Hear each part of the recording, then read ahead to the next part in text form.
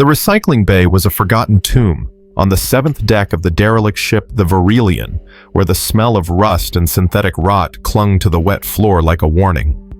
Corroded pipes gurgled overhead, their entrails exposed like ruptured veins.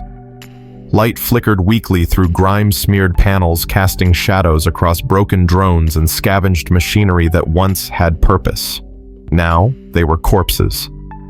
Darin Myles moved slowly through the stagnant humidity, boots squelching through brackish puddles. He had been ordered to report to this bay for a bio-cleanse, likely another husk of failed equipment or a decomposing stowaway. That was the usual job for sanitation engineers who had outlived their usefulness, but hadn't been recycled yet. He thought little of it until his gaze fell on the tub. Inside, partially submerged in dark fluid that reeked of old coolant and synthetic blood, was someone. At first, he mistook the motionless form for a cadaver. The body was small, humanoid, covered in clotted grime that shimmered faintly with a violet iridescence beneath the filth. Strands of hair floated lifelessly like ink in water. Only when her head shifted did Darin feel his breath catch. Bioluminescent veins traced through what should have been skin, but glowed instead with the faint pulse of biotech. A hybrid, he realized. A Kailari. Lab-grown, genetically altered, part machine, part human, designed for espionage or infiltration, depending on which side of the war you asked. This one had been discarded, thrown into this tub of rot, with her wrists still cuffed and body marked with serial burns. Property. Trash. But her eyes were open, glowing a soft, broken blue in the gloom, and they were watching him, not with fear, but with a kind of quiet resignation, the look of someone who had been deemed irrelevant by every system, meant to define worth. She said nothing, but her body, bruised and slick with chemical residue, shivered. Above a display flickered Subject 7B. Expired. Transfer to biodisposal. Darin's gloved hands trembled slightly as he reached for a sterilized cloth. No sound except the drip-drip of condensation falling onto steel. He dipped the cloth into a cleaner and wiped along her arm. Grime peeled away to reveal skin that shimmered with faint tracer lines, nanofilament veins lit from within. She did not resist.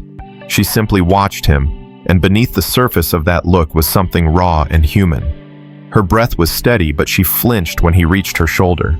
Beneath the scabbed wounds were scars, branding patterns burned into her flesh in symmetrical loops, not just for control, but for identification. Darin had seen marks like those only once before on Kailari prisoners that never made it past interrogation. Still, the girl remained silent. He continued cleaning. The layers came away in silence, but the shift was tectonic. She began to look less like an object, more like a person. The muscles of her back twitched as he moved the cloth along the curve of her spine. It wasn't the skin itself that made him hesitate. It was the history etched into every inch. Over the course of an hour, her glow strengthened. What had been a sickly glimmer now pulsed in soft hues beneath her skin, like starlight beneath thin ice. He paused once mid-motion and whispered a name into the stillness, Lyra. It came unbidden, but it stuck as if the moment demanded an identity for something the universe had tried to erase. When he whispered it again, her lip twitched. The expression didn't reach her eyes, but it had weight. The kind of weight that mattered. She did not object. She let it become hers. He finished the cleaning slowly. With every wipe, she became more real. Less code, more soul. When he stood, his knees cracked and she blinked in tandem with the motion. Her eyes tracked him with eerie precision. He laid a clean towel over her shoulders.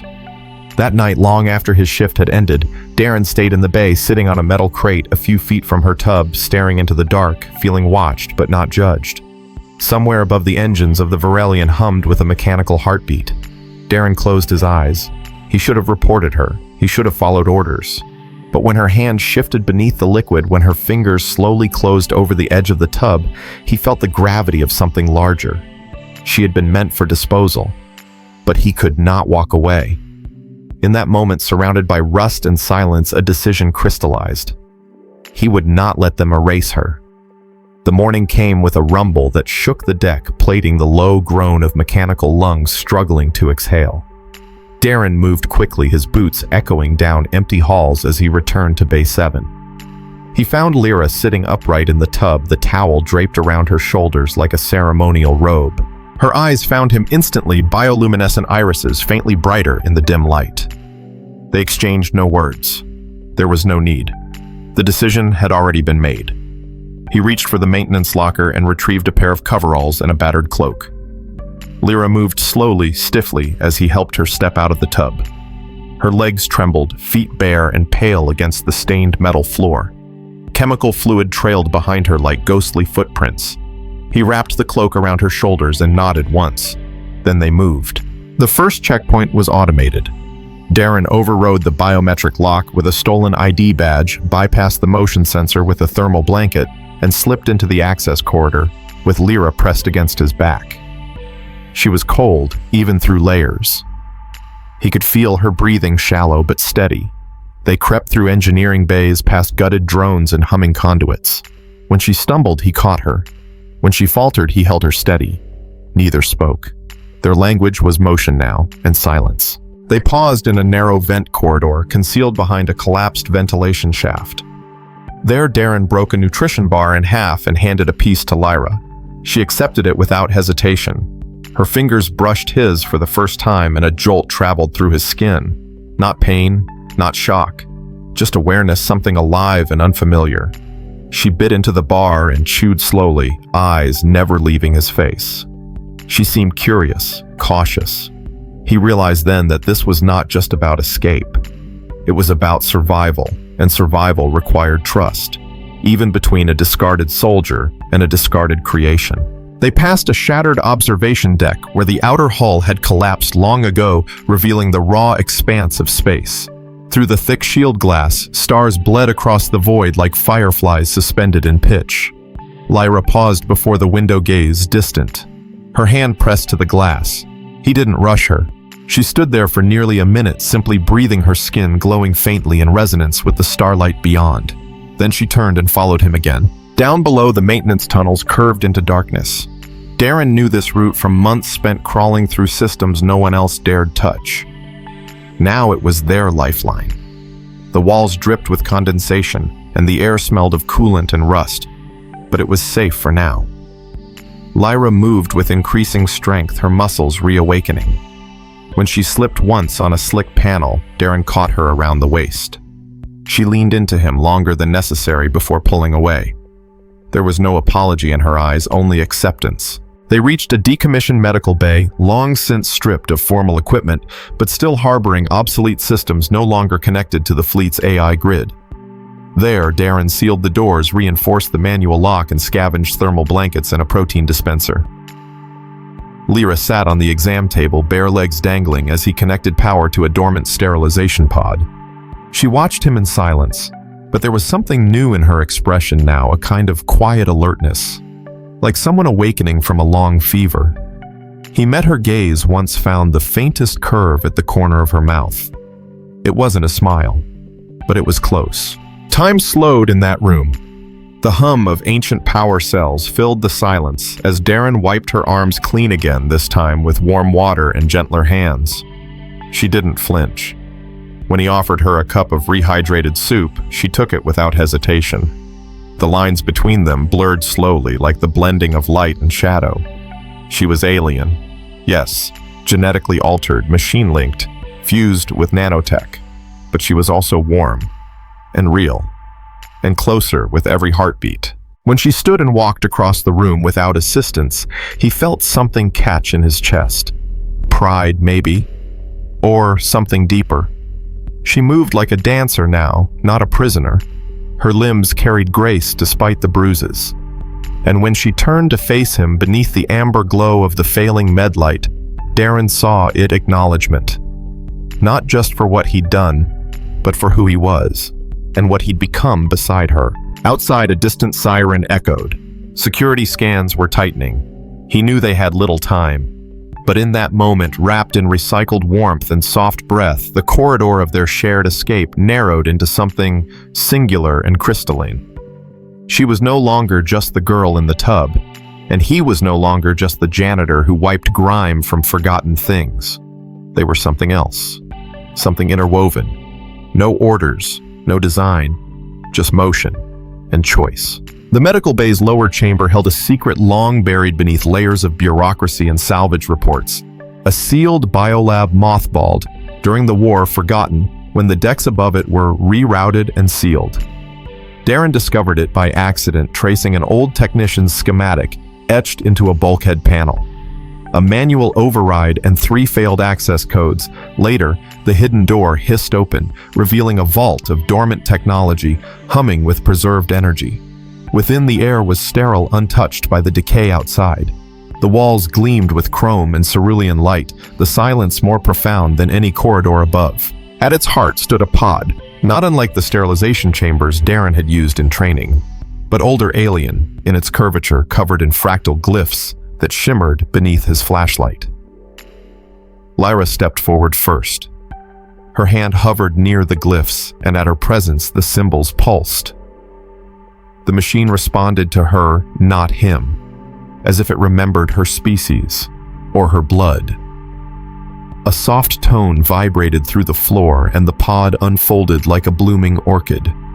Inside, pulsing bands of organic tech wrapped around a cavity large enough for 2. Darin studied the interface. It wasn't human, but he understood the basics: biological restoration, memory matrix alignment, and something else. Fusion. His breath caught as he realized what it required. Not just one body, 2. He turned to Lyra, and in her eyes he saw the same realization mirrored in silence. This was not a place for isolation. The chamber demanded synchronization, shared presence, a ritual encoded in ancient biotech logic. There was no spoken consent, no planning, only the soft rustle of fabric as Lyra stepped toward the pod and Darin followed. The interior adjusted instantly, reshaping to accommodate them both. Tendrils of warm gel enveloped their limbs, and when the lid closed, the world became a dim cocoon of breath and light. Electro pulses began to hum at their backs, their skin tingling with charged static. Darin felt his heartbeat echo into the chamber walls. Then he felt Lyra's fainter, quicker, entwining his rhythm. The machine vibrated softly, then initiated the sequence. Neural threads extended along his spine. At first it was pain, then light-piercing, kaleidoscopic, vast. Memories spilled between their minds like rivers breaching dams. Not just images, but feelings. He saw flashes of her past, her creation, in a lab of chrome and cruelty training sessions with electrodes laced into her limbs, the moment she cried at the sound of a child sobbing, and the punishment that followed. She saw him too, his fall from the elite tech division, the guilt that clung to him like old oil, the sister he lost on Gaia Prime, the slow erosion of hope. Then came warmth. It spread from the base of his skull down through his chest, a lacing of energies that felt both invasive and intimate. Her thoughts weren't just within reach, they became his own. And he knew what she was feeling: gratitude, terror, longing. He felt her fascination with his coarse skin, the way his mind didn't operate in coded directives but with contradictions. He felt her noticing the curve of his neck, the tension in his jaw, the ache in his knuckles from years of suppressed rage. As the machine drew them deeper, their bodies adjusted, their breathing aligned. Muscle memories began to resonate. A shared awareness bloomed in their minds, a soft overlay that allowed them to sense each other's motion before it happened. Their hearts beat in unison, then shifted into a third rhythm, a harmonic that belonged to neither alone. The interface adapted. Symbols bloomed across the inner shell of the chamber. One pulsed bright gold, drawing Darin's attention. It translated not in language, but in meaning. Resonance achieved. Genetic sync initiated. He blinked. So did she. It had worked. But there was more. The resonance deepened, focusing on Lyra's abdomen. A pulse of light scanned between them, mapping genomic threads. Then another glyph emerged, brighter than the rest. It was new, unforeseen. An alert, yet not a warning. A potential. The pod responded with soft pulses of amber light along Lyra's midsection. Her body glowed where his hands rested, warmth radiating from her skin in waves of color. He felt it before he understood it, something blooming within her, faint and uncertain but real. The machine had not just healed, it had harmonized, combined. And in doing so, it had planted the seed of something neither had expected. He reached for her hand. She clasped his with steady fingers. No words passed, but understanding did. The chamber began to open. Air hissed back into the room, the outside world rushing to reclaim them. The bond between them did not dissolve. It remained a silken tether wrapped through mind and bone. Their thoughts were no longer separated by speech or distance. They simply were. As they stepped from the chamber, the lights across the walls dimmed one by one. The room had served its purpose. Darin helped Lyra into fresh clothing, then donned his own gear. Her eyes were different now, softer, brighter, filled not with fear but with a curious calm. Her hand moved to her stomach, once fingers tracing the place where something new had begun. There was no time to contemplate it further. Motion sensors above them clicked to life. The fleet was tracking the chamber's power draw. The chase would begin again soon, but Darin felt no panic, nor did Lyra.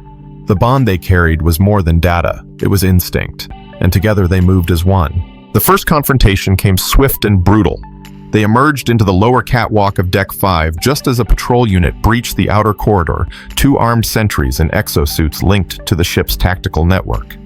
In the past, Darin might have ducked, evaded, relied on shadows. Now, as he glanced at Lyra, he already knew her decision. She moved before his body did, and he followed her without hesitation. No words, no signal, just instinct and rhythm. Her hand activated a dormant conduit near the wall, overloading the adjacent panel. Sparks burst outward, shorting the exosuit's optical relays. In that half-second of blind hesitation, Darin lunged, shoulder slamming the first guard into the railing. Lyra flowed beside him, grabbing the second by the wrist and twisting sharply. Bones cracked. One pulse rifle dropped. Darin scooped it mid-spin, used it to disable the first exosuit's motor brace. The guard went down hard. The whole thing lasted less than 10 seconds. But what struck Darin most was the effortless timing. How their bodies moved like extensions of one another, synchronized through muscle breath and thought. The healing pod hadn't just repaired them. It had merged their kinetic senses, merged their reflex trees. What she saw, he felt. What he reached for, she was already guiding. The bond was no longer silent. It pulsed inside him, subtle yet persistent like sonar through the bloodstream. They continued their ascent, navigating catwalks and defunct bulkheads that creaked under their weight. Each time a patrol unit crossed their path, they didn't flee. They calculated, predicted, attacked, and every skirmish unfolded with increasing ease. Lyra's reflexes were impossibly fast. Kalari instincts, blended with Darin's tactical awareness, formed an edge no software could simulate. She used neural locks while he jammed control links. He triggered magnetic traps while she disabled visor targeting arrays. They danced through enemy formations like mirrored blades. The bond began to shift as they fought. It wasn't just strategy anymore. Emotion flowed through the conduit between them, raw and unfiltered. He felt her surge of adrenaline during close encounters, the flicker of fear when plasma grazed his shoulder, the calm resolve when he whispered focus into the void without moving his lips.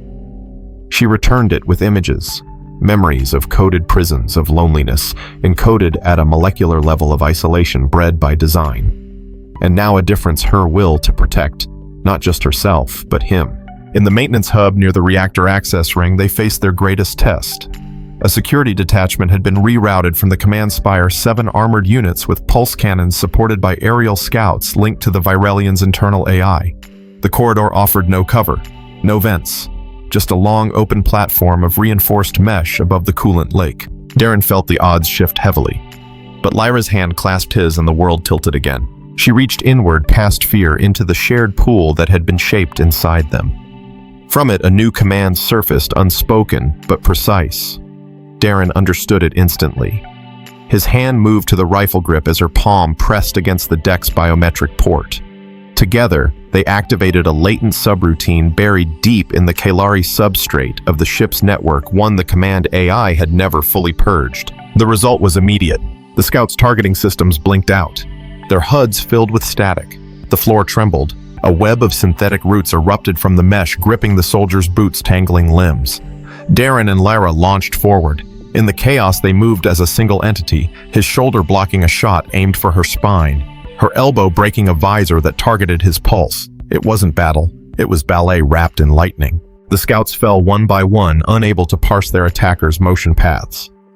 The final soldier tried to flee, but Lyra leapt over Darin's crouched leg and delivered a stunning arc kick to his helmet, dropping him cold. Silence followed, broken only by the hum of redirected energy flowing from the AI node that now pulsed beneath the platform. Their bond had hijacked the ship's subsystems. What should have been a liability had become their greatest weapon. As they exited the hub, Darin reached for Lyra's wrist. He didn't pull, just rested his fingers there. Her skin was flushed radiant from exertion, but she didn't look tired. She looked resolute. And beneath that, something softer, a quiet warmth that pulsed with the rhythm of their shared heartbeat. They were not merely a soldier and a fugitive anymore. The interface forged in the pod had rewritten them into something new, an echo of harmony of fusion that defied the language of war. Together, they represented a bridge.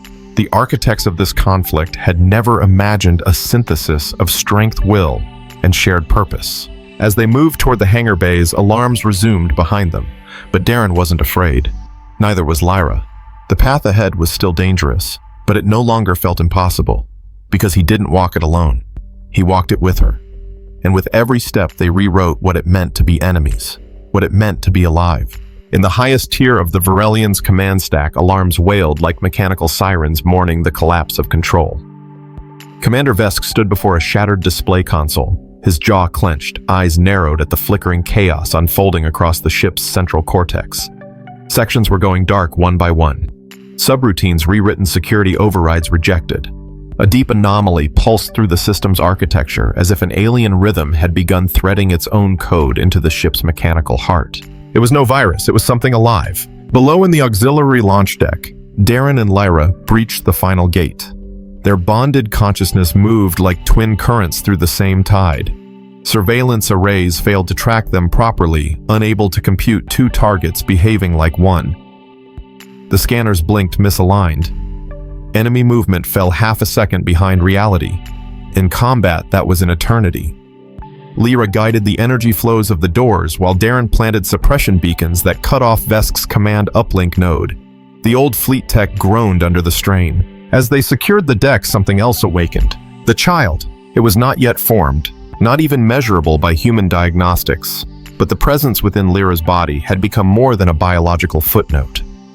Darin could feel it now, not as a burden, but as a silent pulse that mirrored their own. It existed between them, an ambient field of promise, faint, but steady.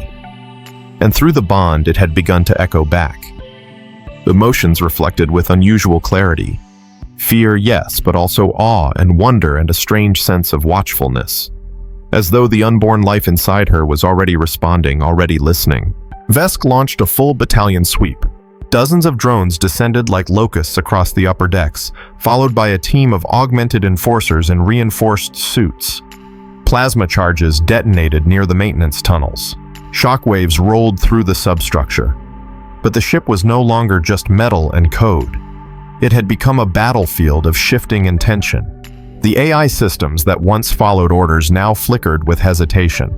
The echo of Lyra and Darin's merged awareness had penetrated deeper than expected, infecting the protocols themselves with doubt. In a last-ditch maneuver, Vesk initiated the failsafe, a massive pulse bomb wired to the core reactor. It would erase everything: the fugitives, the bond, the anomaly. One clean reset, one final command. But the ship refused. The ignition command stalled. Something had overwritten the chain. Inside the launch bay, Darin stood before the emergency node hands buried in the override panel. Lyra stood behind him, one hand pressed against his back, eyes closed. Their thoughts streamed together like braided fiber, his technical knowledge and her organic interface converging. The pulse bomb's logic unraveled in seconds. The ship shuddered once, then returned to calm. Systems blinked back online. But now the AI no longer responded to Vesk. It responded to them. Every camera turned. Every drone halted. From the upper decks, soldiers watched their HUDs flicker. Orders failed to transmit. Target locks disengaged. In the silence that followed, a new signal echoed across the command net.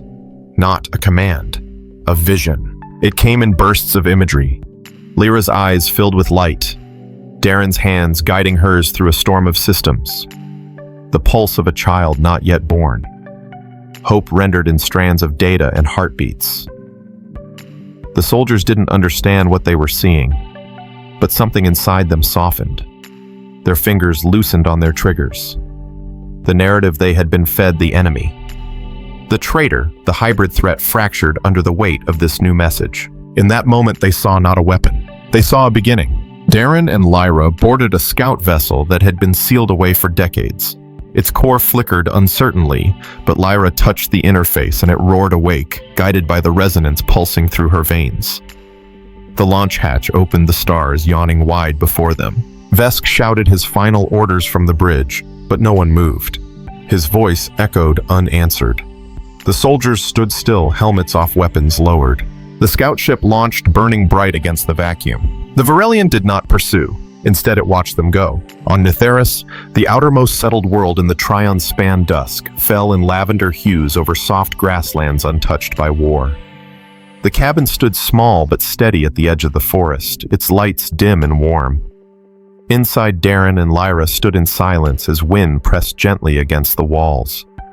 Her hand rested against her belly, now undeniably changed.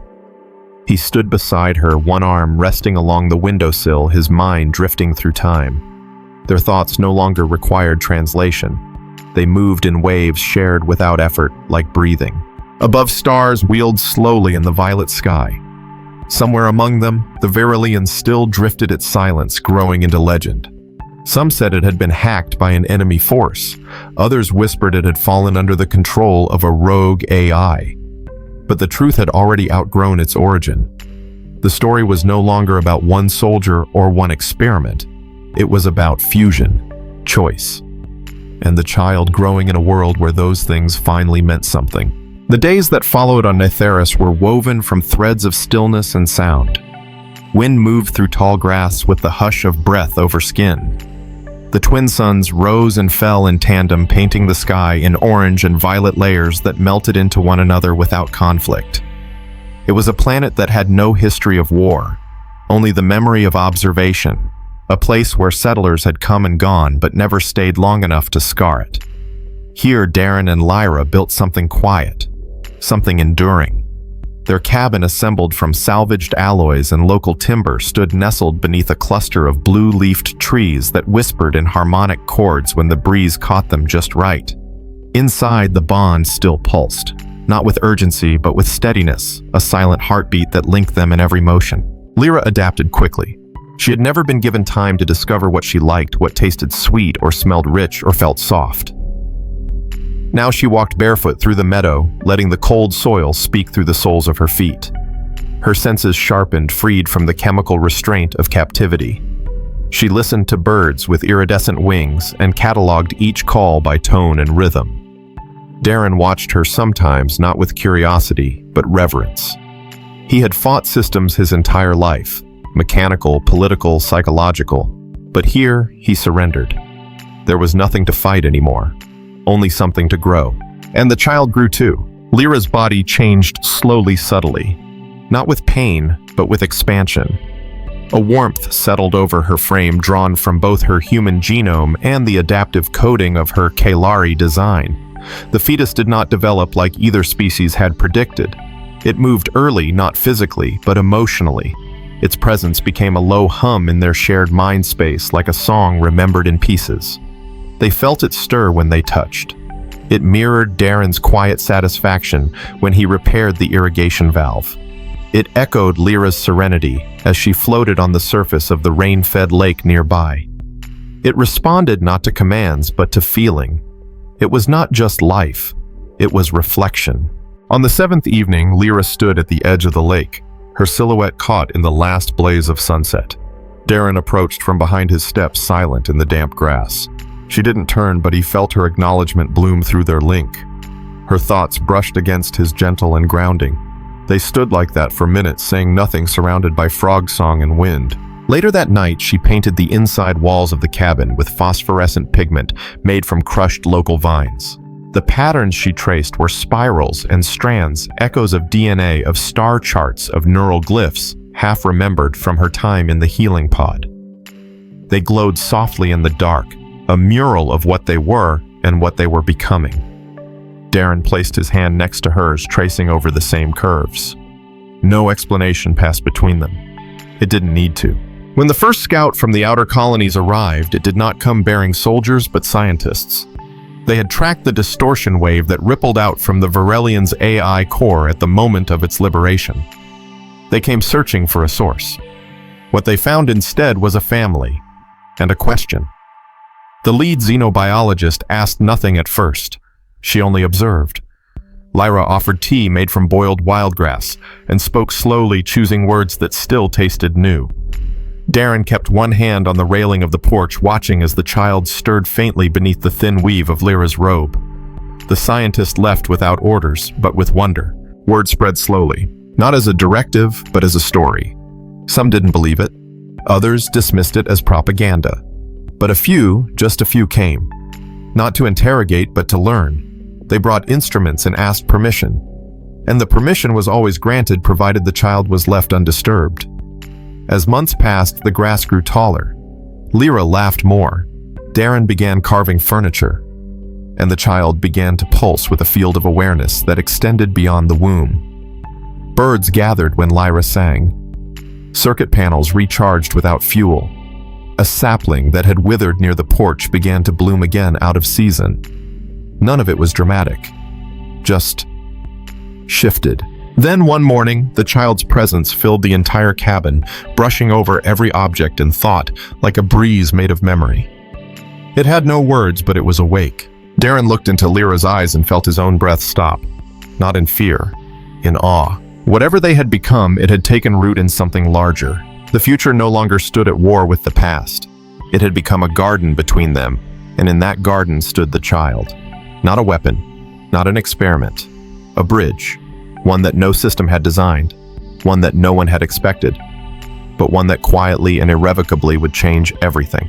What began in the forgotten waste of a decaying warship became the origin of a new epic, born not through conquest or command, but through a single, forbidden act of compassion. Darin Myles, a discarded human engineer, and Lyra, a cast-off Kalari hybrid, were never meant to meet. And yet, in the shadows of failure, they found resonance. Their bond defied protocol, rewrote neural systems, and seeded a future no weapon could destroy. Together, they escaped, fought, and fused into something no one had planned, a union of instinct and intention, love and logic. And from that, a child emerged. A symbol not just of survival, but of synthesis. A new form of life. A new history.